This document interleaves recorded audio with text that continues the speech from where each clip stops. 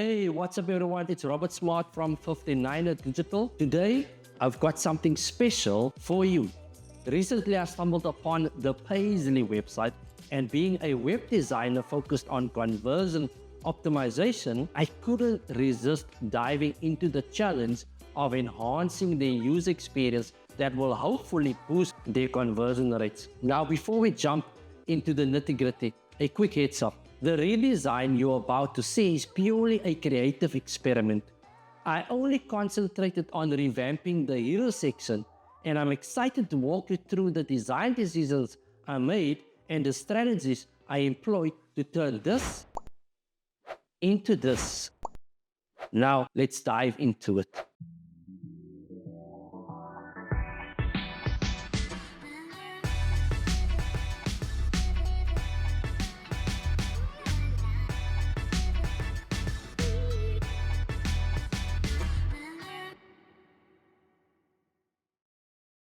Okay, cool. So I'm at my desktop right now, showing or going through the Payzli website. And so this is the current website. When I landed on the site, I wasn't exactly sure what they did, right? So we've got the H1 heading, subheading, simply the best way to process payments and manage your business. So by that heading, I'm like, okay, cool. Something to do with processing payments. Then I looked at the image on the right hand side and I was like, does it have something to do with e-commerce or, because there's a phone shop. I started reading through the text of software, web enablement. I saw these buttons at the bottom, in-store, mobile, online. I'm like, okay, cool. Then scroll down, started seeing that, the CRM integrated point of sale equipment, pricing, and so on and so forth. Eventually, as I started exploring the site, I realized that it has to do with point of sale systems. But from the get-go, when you land on the site, it doesn't tell you that much. And then I thought about it and like, okay, what would be the best way to improve the site? And this is what I did. As you can see, the Payzli website, on the left-hand side, I actually split the design into two columns. On the left-hand side, we've got the main navigation. I shortened it a little bit. I've got merchant equipment, industry pricing. And on the right-hand side, I've got sign in instead of login, sign in, and then get started.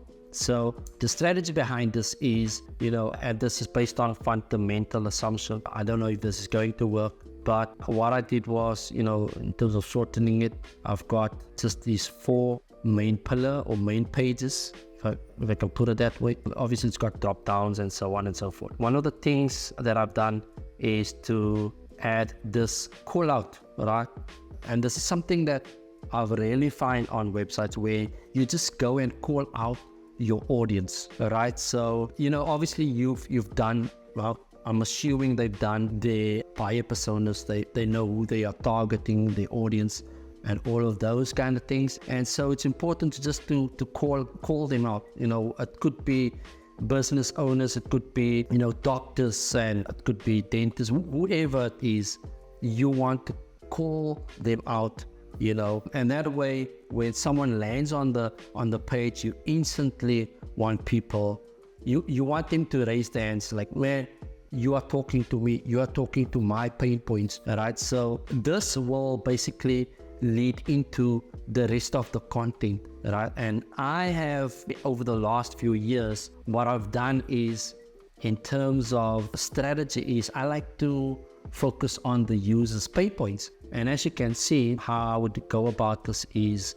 the H1 heading, where we go like payment processing, draining your time and profits. And that way, what I'm trying to get across is I want the end user to immediately see, hey, this is something that they actually know my pain points. I want the user to relate to the heading, like, man, and this payment processing that I've implemented over the last few years or months or so on, it's draining my energy, it's draining my time, my profits. And so we have this heading, and one of the things also in terms of the subheading is stop juggling tools, start thriving.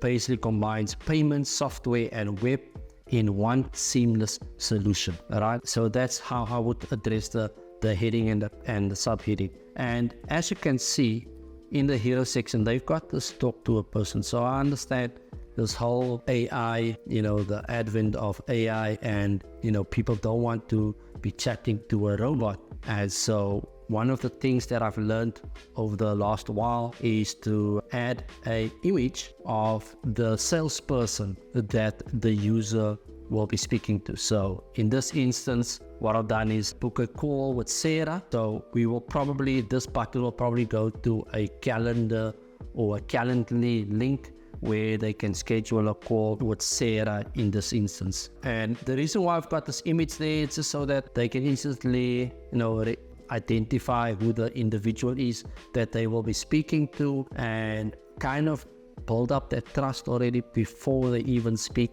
to the salesperson. So that's the whole strategy behind that. And on the right hand side, as you can see, now when I was designing this, I was like, man, how do I come across or get across this whole store owner, business owner? And I found this image of an individual on a point of sale system. And the way I'm picturing this is, what if this was a background video where the individual is entering, the items, and these little blocks pop up. Right? Now I understand that sometimes, businesses won't have a budget to record a video or to find one that will work. We could just use this as images as is. And in terms of look and feel, I've done quite a few different examples in terms of how would it look like just having the images and these little blocks on the left and the right hand side, almost like it's